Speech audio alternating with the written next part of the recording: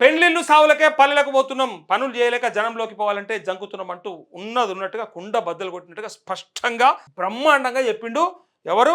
NM Srinivasa Reddy. ఎవరు? Congress MLA.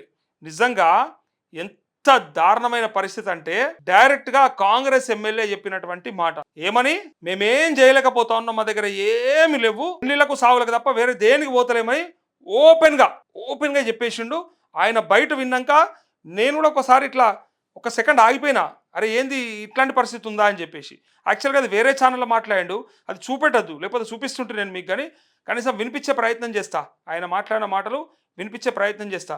ఎట్లా అంటే అసలు ఏం చేయలేకపోతున్నాం, ఖాళీ సావులకు లగ్గాలకే తిరుగుతున్నామని ఓపెన్గా ఆయన స్టేట్మెంట్ ఇచ్చిండే.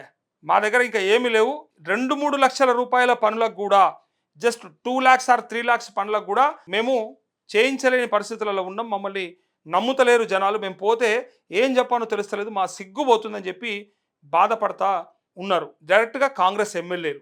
మరి ఏం చెప్పాలి ఇలా నేను? ఎవరిల్లు? బయటోళ్ళ? బయటోడు చెప్తేనేమో వేరేంటివి, ప్రతిపక్ష ఎమ్మెల్యే చెప్తేనేమో నీకు ఇష్టం లేక అంటురు, మీకు మా పార్టీ అంటే గిట్టదు కాబట్టి అంటురు అని చెప్పిన మీరు ఇలా మీరు ఎట్లా మాట్లాడిరు? మరి మీరు ఎట్లా చెప్తున్నారు? మరి మీరే గిన్నె చెప్పినాక మరి వాళ్ళని ఎట్లా నమ్మమంటారు? ప్రభుత్వాన్ని ఎట్లా నమ్మాలి? మీ కాంగ్రెస్ ఎమ్మెల్యేలకే ఇలా ఏ మాత్రం ధైర్యం లేదు, ప్రజల దగ్గరికి వెళ్దాం, ఏమన్నా పనులు చెప్దాం, ఏమన్నా చేపిద్దామని చెప్పి. అది కూడా ఫుల్ వైరల్ అవుతూ ఉంది సోషల్ మీడియాలో. ఆయన టీవీ 9తో అనుకుంటా, టీవీ 9తో మాట్లాడిండు.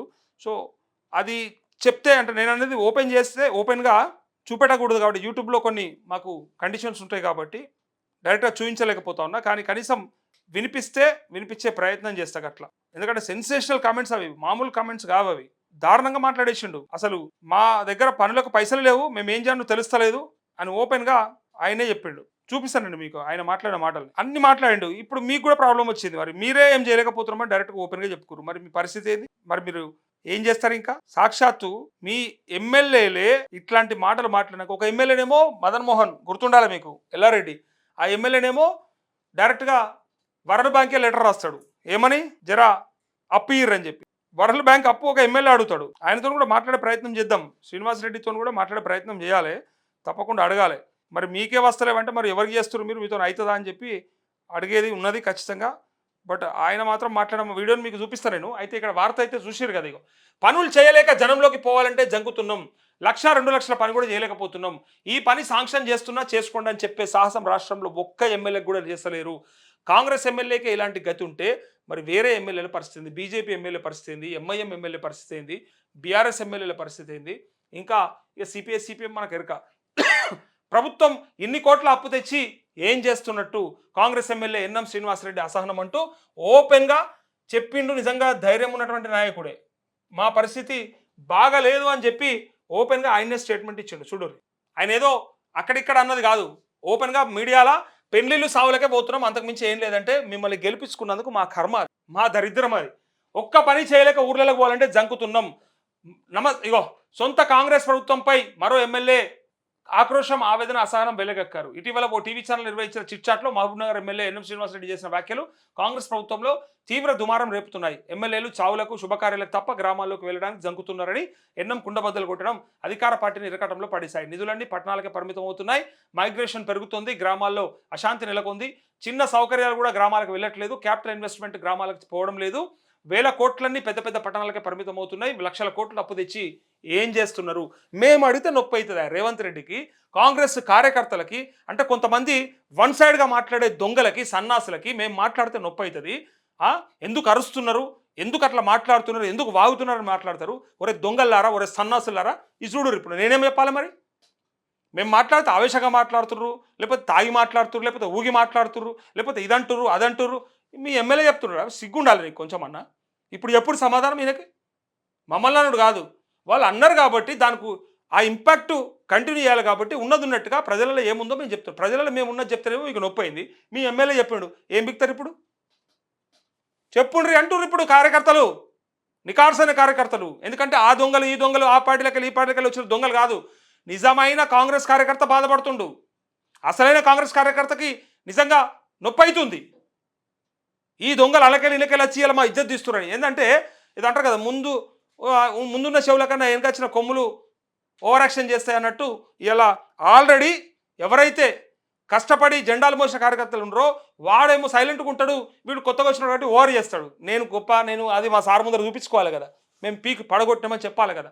తీరా చూస్తే మిమ్మల్ని ఇలా ఏదో దేనితోనే మాట్లాడాలి చెప్పురు. ఇక వాగుతురు ఇది ఇప్పుడు మీ ఎమ్మెల్యే వాగిండా? ఉన్నది ఉన్నట్టు చెప్పిండు పైసలు లేవని. మరి పైసలు లేవని ప్రజలు కూడా అంటారు, అందుకే మేము అంటా ఉన్నాం. సిగ్గుండాలి. అంతకంటే ముందు మరి మీరు ఆ పార్టీలో ఉన్నారు, బీఆర్ఎస్లోనే. మరి ఆ రోజు ఏం చేసిర్రు అని ఇలా ప్రశ్నలు ఉత్పన్నమైతే సమాధానం చెప్పుకోవాలి, ధైర్యం ఉండాలి. ఉట్టిగానే అనుడు కాదు. మీ ఎమ్మెల్యే చెప్తుండే మీరు ఏం చేస్తారు ఇప్పుడు? పెద్ద ఏదో మా అంతటో లేడన్నట్టు విర్రవీగుతారు కదా.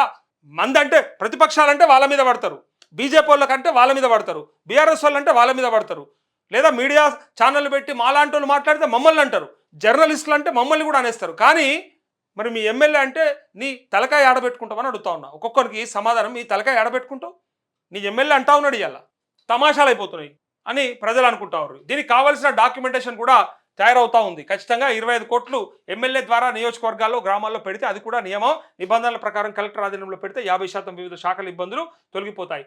అట్లే అధికారులు ఇగో ఎంత మాట అన్నాడు చూసిరా, మీద ఉన్న ఒత్తిడి కూడా తగ్గిపోతుంది. ఎమ్మెల్యేలను ప్రజలతో డైరెక్ట్గా కాంటాక్ట్ చేసుకునే అవకాశం కలుగుతుంది. ప్రభుత్వాల మీద వ్యతిరేకత వస్తుంది డైరెక్ట్గా, అది సహజం. ప్రజా వ్యతిరేకతను కూడా తొలగించాలంటే ఈ నిధులు కంపల్సరిగా నియోజకవర్గాల వారిగా కేటాయించాలి. ఇలా చేస్తే ప్రజా వ్యతిరేకత తగ్గే అవకాశం ఉంటుంది. ఎమ్మెల్యేలు గ్రామాల్లోకి పోవడానికి వెనకాడుతున్నారు. పోరు, రైతు బంధు ఇయ్యలే, రుణమాఫీ ఇయ్యలే, బీమా ఇయ్యలే, పింఛన్ ఇయ్యలే, స్కూటీ ఇయ్యలే, తులం బంగారం ఇయ్యలే, కాబట్టి పోరు. పైగా నిధులు కూడా వస్తలేవు కాబట్టి అటు పక్క తిరిగి చూసేదే లేదు. ఇలా చేస్తే ప్రజా వ్యతిరేకత తగ్గుతుందట. అయితే పోవడానికి వెనకాడుతున్నారు, జంకుతున్నారట. పెళ్లిళ్ళు, పేరంటాలు, శుభకార్యాలు, సావులకు పోవడం తప్ప పోతురు. మరి గవి కాకపోతే మీరు ఏం చేస్తున్నారు? బారసాలలు, ఇంకా రకరకాల మాట్లాడుతుర్రు ఎన్లా సోషల్ మీడియాలో.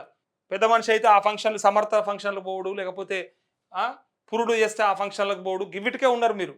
ఇంకా వేరే ఫంక్షన్లకు పోతలేరు. ఇక ఇట్లాంటి ఫంక్షన్లకే పోతురు. ఏదైనా అభివృద్ధి ఫంక్షన్లు ఏమన్నా ఉంటే, సంక్షేమ ఫలాలు అందించే పథకాలు పెట్టిన ఆ ఫంక్షన్లు, పెద్ద పెద్ద గ్రాండ్ సెలబ్రేషన్స్ ఉంటే వాటికి పోతలేరు. అవి జరుగుతలేవు, ఎందుకంటే అవి లేవు కాబట్టి. మీరు పోయే ఫంక్షన్లన్నీ గిసోంటి అన్నట్టు. ఈ పని చేయండి అని సాహసం ఏ ఎమ్మెల్యే చేస్తలేడు. నిజంగా ఈ ఫండ్ చూడరు, ఒకవేళ నిజంగా ఈ ఫండ్ ఎమ్మెల్యేలకు అవైలబుల్గా ఉంటే అన్ని వర్గాల ప్రజలను పిలుచుకొని గ్రామాల్లో ఎలాంటి ఇబ్బందులు ఉన్నాయో తెలుసుకొని వాటికి వెంటనే మంజూరు ఇచ్చే అవకాశం కలుగుతుంది. దాదాపుగా 2,50,000 కోట్ల బడ్జెట్లో 2% అంటే 5,000 కోట్లు ఏటా నియోజకవర్గాలకు కేటాయిస్తే అన్ని రకాల పనులు చేసే అవకాశం ఉంటుంది. నేరుగా అవినీతి లేకుండా ఆ నిధులను దుర్వినియోగం కాకుండా ఖర్చు చేసుకోవచ్చు. దీని మీద చాలా సీరియస్గా ఉన్నాం. ఎమ్మెల్యేలందరూ ఈ ఆలోచనలతో ఏకీభవిస్తున్నారు. ఇది కావాలి అని అనుకుంటున్నారు. ప్రతి ఎమ్మెల్యే సమస్య కూడా ఇంచుమించు ఇలాంటిదే. ఆ వెసులుబాటు ప్రతి ఒక్కరికి కావాలని చెప్పి ఎమ్మెల్యేలంతా కోరుకుంటున్నారు. అంటే ఎమ్మెల్యే ఎన్ఎం శ్రీనివాసరెడ్డి తీవ్రస్థాయిలో హెచ్చరించారు. సొంత జిల్లా నుంచి సీఎంకి వ్యతిరేకత వస్తుండడంతో ఈ కామెంట్స్ రాజకీయ వర్గాల్లో చర్చనీయాంశంగా మారాయి. పాలమూరు జిల్లాలో రోజు రోజుకు పెరుగుతున్న వ్యతిరేకత తీవ్ర రూపం దాలుస్తుండడంతో అధికార పార్టీ నేతలు తలలు పట్టుకుంటున్నారంటూ ఈ వార్త చూసిరు కదా. ఎంత దారుణంగా ఉందంటే, ఇట్లాంటి పరిస్థితి ఇట్లా వచ్చినందుకు సిగ్గుపడాలి ప్రభుత్వమైనా, ప్రభుత్వ పెద్దలైనా కూడా.